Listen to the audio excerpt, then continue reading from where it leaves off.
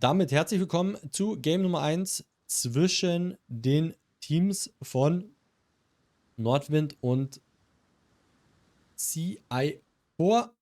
Wir haben bei Nordwind folgende Schiffsausstellung: eine Ohio, Triple Petro, eine Napoli, eine Gulden, eine Shima, eine Marceau und eine Ragnar. Auf der anderen Seite haben wir Montana, Vermont, DM, Doppel Petro, Haragumo, Marceau, Ragnar und eine Tromp. Also wieder ein paar Schiffe dabei, die wir bis jetzt noch nicht gesehen haben, aber wir spielen ja auch das erste Mal die Map North, deswegen ist das halt einfach aktuell ein Thema. So, wir schauen bei CI4 mal vorbei. Marceau fährt relativ aggressiv an D, Tromp zu E. Pedro wird sich hier irgendwo positionieren. Wir haben den Smoke Train mit Haragumo. Das ist also eher ein DPM-lastigerer Smoke Train, der dafür ein schlechteres Concealment hat als mit einer Gearing. Wir haben eine Ragnar, die wahrscheinlich fürs C-Cap spielen wird. Vermont werde ich wahrscheinlich hier irgendwo sehen. Und die Montana wird hier irgendwo spielen. Petro wird entweder vielleicht hier, wobei es relativ aggressiv ist. Ich hätte tatsächlich gesagt, ich versuche mit der Petro hier hinten rumzufahren. Allein von der Geschwindigkeit wird es schon etwas schwierig sonst. Aber schauen wir mal rüber zu den Jungs von Nordwind. Und da sehen wir, die Shimakase fährt raus mit Napoli Petro. Marceau zu C. Petro fährt innen rein. Okay, wahrscheinlich etwas aggressiver. Also ich vermute direkt hier hin. Ja, oder vielleicht auch hier, um vielleicht Crossshots zu kriegen. Radar läuft auf die Marceau. Die Frage ist, kriegen sie Resets rein? Hier kommt schon richtig gut was angefallen mit Gulden Petro. Da kommen viele Shots. Frage ist, schießt die Ragnar auch? Ne, die Ragnar hält ihre Shots erstmal zurück. Connectet da was? Nein, er kriegt tatsächlich das Cap. Wow. Hätte ich jetzt nicht erwartet, muss ich ganz ehrlich gestehen. Aber GG von der Marceau, dann guten Dodge gemacht und sich das erste Cap des Games geholt. Da kommt dann das Radar von der Petro auf die Marceau, die jetzt auch, denke ich, gleich mal wieder dodgen wird. Hier auch ein guter Dodge. Und wird jetzt eigentlich auch relativ ungestraft da rauskommen, denke ich mal. Ja, ich glaube, da ist ein kleiner Beacher dabei. Ist auch fies, die Insel. Ja, da kommen mal Shots. Oh, der wird auch gedodged. Oh, kommt jetzt sehr gut raus. Also nimmt keinen Schaden. Sehr fein. Hier. Wir gehen nochmal ein bisschen in die Übersicht. Sehen, dass die Petro gespottet ist. Kriegt Fontal von der Napoli war das. Oder Petro. Also gar nichts. Da ist auch nicht wirklich was passiert. Also Haragumo capt schon. Shima toppt erstmal. Und fängt dann an, hier wirklich dann das Cap zu holen. Also interessant, okay. Erst die Torps, dann das Cap. Ja, aber gut, die Shima spielt mit 12 Kilometer Torps. Ja klar, er muss näher ran, um da wirklich Impact zu generieren mit den Torps. So, wir müssen jetzt hier mal ein bisschen ran gucken, weil das Cap ist so weit außen, da sieht man sonst nichts. Also Tromp ist jetzt hier am Start und kann erstmal cappen. Wenn er hier in die Insel kommt, ist er relativ safe. Das könnte schon sein, dass er das Cap bekommt. Marceau ist immer noch in der Mitte. Petro ist jetzt nah an der Insel dran und Radar läuft. Also, sie sehen jetzt, boah, die Racken hat auch ganz schön gut gelitten.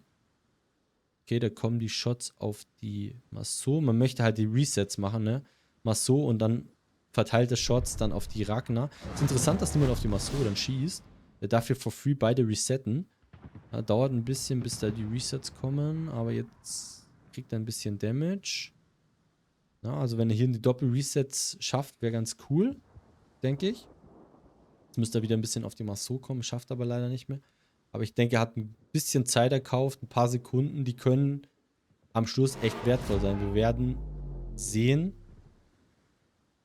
Jetzt muss er halt aufpassen, dass er nicht zu viel HP tradet, weil das ist halt doch relativ viel Feuerpower da auch gebündelt.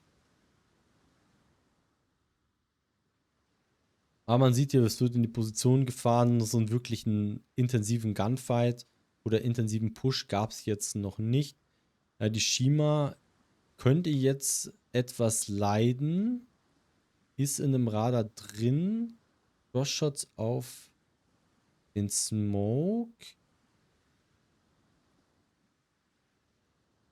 Okay, da wird richtig aggressiv jetzt vorgezogen, weil sie wissen, sie haben da nichts. Wird der Druck aufgebaut. Der Shima sollte halt aufpassen, dass er sich hier nicht catchen lässt. Also die Haru ist jetzt spotted. Das müsste eigentlich so ein bisschen das Signal sein, genau für die DM zu schießen. Und die Haru wird jetzt mit Sicherheit mitschießen. Also DM und Haru, die müssen halt jetzt hier guten Damage auf die Shima bekommen. Die Shima ist sehr deep im Radar drin. Und ich verstehe nicht, warum die Haru nicht schießt. Also ich würde da sofort gunnen. Alles raus. Da einen Shima-Kill. Und die Flanke ist offen und die können halt nach Narnia hochfahren, ne? Also das ist...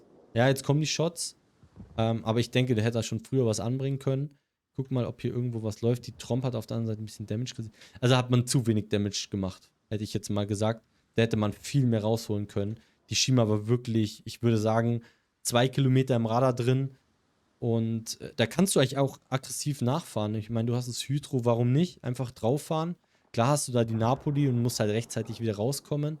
Aber wenn du dafür den Shima-Kills bekommst und die Napoli hat und die Haru hat ja relativ viel HP, da kannst du schon gut was rausziehen. Ja, die Guten Löw macht jetzt Guten Löw-Sachen, ne? Droppt jetzt hier die Pedro, setzt ihn permanent unter Druck, dass er in Movement rein muss. Das heißt, Movement bedeutet auch immer mal einen Fehler zu machen. Boah, die Tromp hat sich hier aber massivst catchen lassen. Also richtig deep. Wahrscheinlich war er. Nee, die Dings hat noch gar nicht ihr Radar gezogen. Die Ragnar. Aber in dem Ragnar-Radar ist er auch drin. Ja, ich könnte mir vorstellen, dass die Tromp jetzt tot ist. Der war zu deep. Ja, keine Chance. Der Tromp-Spieler ist tot. Ein bisschen unangenehm. Die Petro steht jetzt Nose in, Open Water. Aber man kriegt hier den Kill und man kriegt hier auch dieses E-Cap.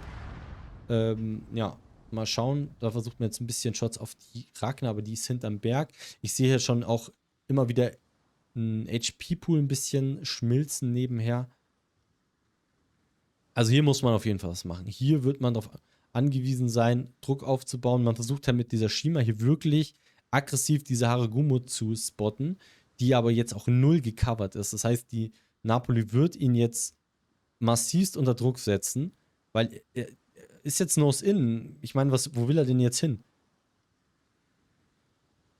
Er kann jetzt nur reversen und hoffen, dass es nicht so weh tut. Die Shima wird aber auch reversen, da kommen auch Cross-Shots. Napoli wird auch ran reversen. Secondary Range hat er nicht mehr. Er wird jetzt perma-spotted bleiben, denke ich. Ah, schafft sogar zuzugehen. Er wundert mich ein bisschen, weil er war halt massiv committed.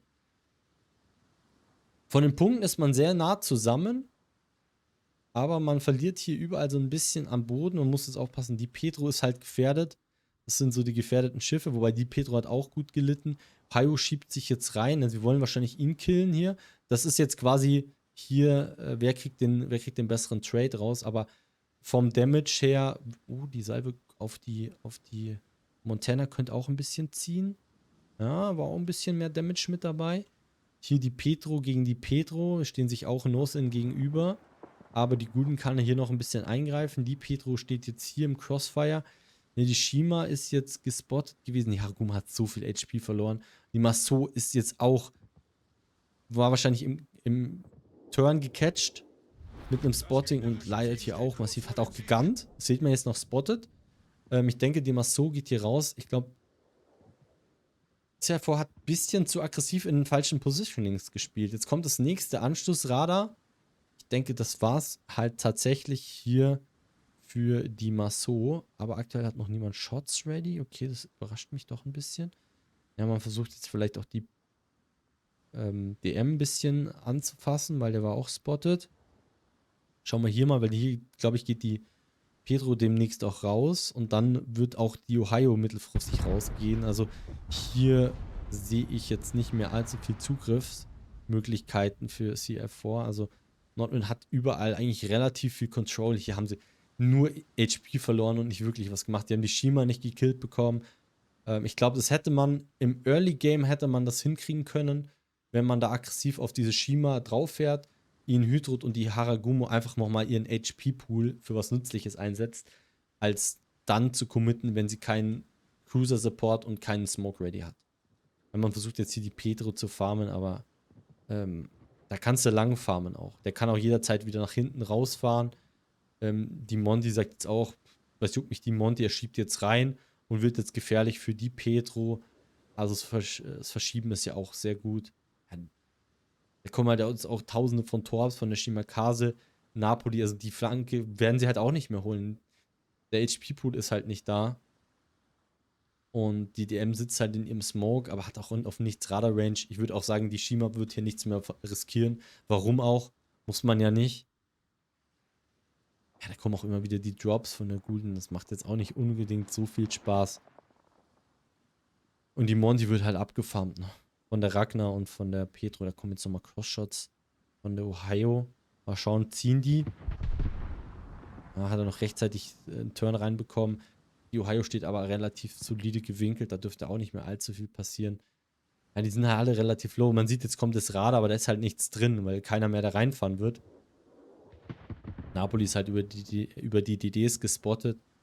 Jetzt ist auch die die DM kurz gespottet gewesen. Ist wahrscheinlich zu weit aus dem Smoke raus. Ne, der Smoke geht weg. Oha, oha. Und die Maso fährt jetzt rein. Wird die Maso jetzt gekillt, weil sie da reinfährt? Wild. Wild, wild, wild. Ja, und damit ist die Zeit vorbei.